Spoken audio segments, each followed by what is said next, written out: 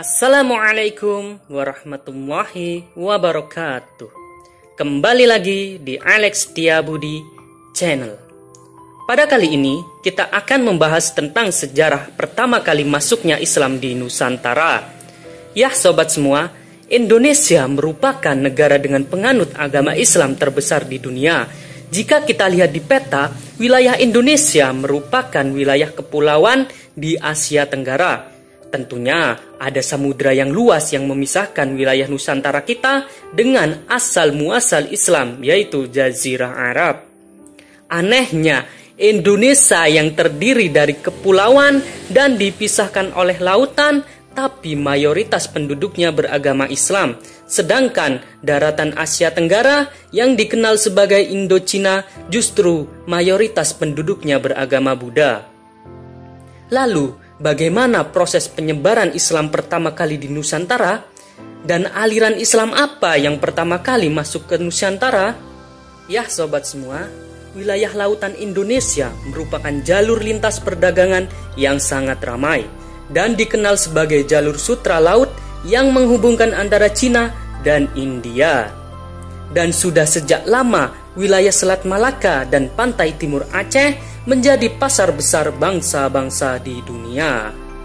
Tentunya Islam pertama kali masuk Nusantara lewat jalur laut dimulai dari ujung utara Sumatera, yaitu Aceh.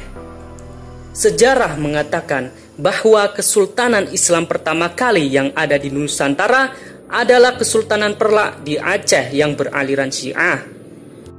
Kesultanan Perlak merupakan kesultanan Islam tertua di Nusantara dan juga salah satu yang tertua di dunia.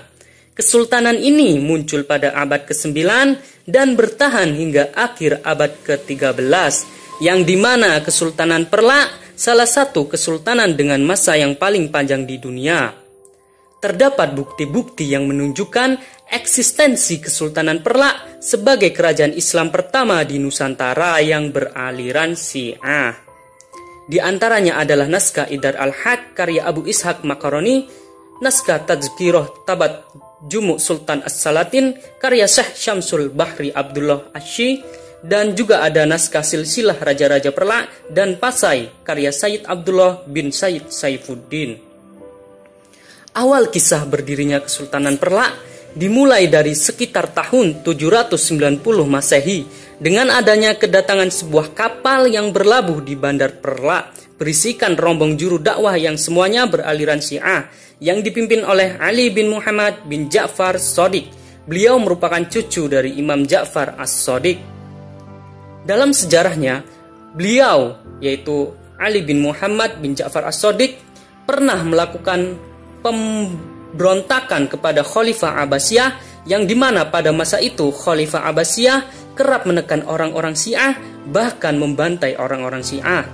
Setelah Ali bin Muhammad bin Ja'far As-Shadiq melakukan pemberontakan, kemudian gagal, beliau harus pergi menyelamatkan diri dari kekhalifahan Abbasiyah, meninggalkan Jazirah Arab bersama rombongannya, menyeberangi lautan yang luas, dan sampailah di pantai timur Aceh.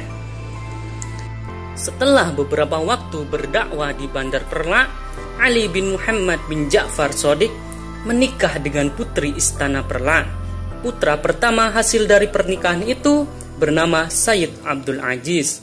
Lalu Sayyid Abdul Aziz mendirikan Kesultanan Perlak pada tahun 840 Masehi sebagai Kesultanan Islam beraliran Syiah pertama di Nusantara. Setelah berhasil mendirikan Kesultanan Perlak, Sayyid Abdul Aziz memperoleh gelar Sultan Alaiddin Sayyid Maulana Abdul Aziz Syah. Ya sobat semua, Sultan pertama Perlak adalah Sultan Alaiddin Sayyid Maulana Abdul Aziz Syah. Beliau merupakan keturunan dari Imam Ja'far As-Shadiq, putra dari Ali bin Muhammad bin Ja'far Shadiq yang beraliran Syiah, dan merupakan keturunan Arab dengan perempuan setempat, yang mendirikan Kesultanan Perlak pada 1 Muharram tahun 225 Hijriah atau bertepatan dengan 840 Masehi. Ia mengubah nama ibu kota kerajaan dari Bandar Perlak menjadi Bandar Khalifah. Pada masa pemerintahan Sultan ketiga yaitu Sultan Alaiddin Sayyid Maulana Abbas Syah, aliran Sunni untuk pertama kalinya mulai masuk ke Perlak setelah wafatnya Sultan ketiga, yaitu Sultan Alaiddin Said Maulana Abbasiyah pada tahun 363 Hijriah atau bertepatan dengan 913 Masehi. Terjadi perang saudara antara kaum Syiah dan Sunni sehingga selama 2 tahun berikutnya tak ada sultan. Kaum Syiah memenangkan perang dan pada tahun 302 Hijriah atau bertepatan dengan 915 Masehi, Sultan Alaiddin Sayyid Maulana Ali Mughad Shah dari aliran Syiah naik tahta. Pada akhir pemerintahannya terjadi lagi pergolakan antara kaum Syiah dan Sunni yang kali ini dimenangkan oleh kaum Sunni sehingga sultan-sultan berikutnya diambil dari golongan Sunni. Pada tahun 362 Hijriah atau bertepatan dengan 956 Masehi, setelah meninggalnya Sultan ke-7 yaitu Sultan Makhdum Alaiddin Abdul Malik Shah Johan berdaulat, terjadi lagi pergolakan selama kurang lebih 4 tahun antara Syiah dan Sunni yang diakhiri dengan perdamaian dan pembagian kerajaan menjadi 2 bagian.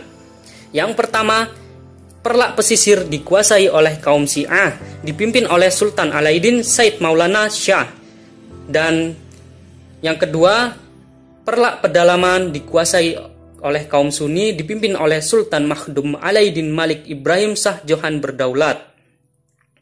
Ya sobat semua, setelah runtuhnya Kesultanan Perlak yang diganti oleh Kesultanan Samudra Pasai, pengaruh Syiah mulai hilang dari Nusantara khususnya Aceh. Mungkin saja ya sobat semua, terjadi Sunnisisasi. Ya, ini hanya pendapat saya saja. Karena setelah Kesultanan Perlak runtuh, kerajaan di Nusantara beraliran Sunni yang disokong oleh adik kuasa pada saat itu, yaitu dinasti Abbasiyah yang dilanjutkan dinasti Turki Ottoman. Ya, kita tahu semua dinasti-dinasti itu sangat anti terhadap aliran Syiah. Ya, mungkin cukup sekian. Semoga dapat memberi ilmu dan wawasan baru kepada kita semua. Akhirul kalam, saya tutup dengan wassalamualaikum warahmatullahi wabarakatuh.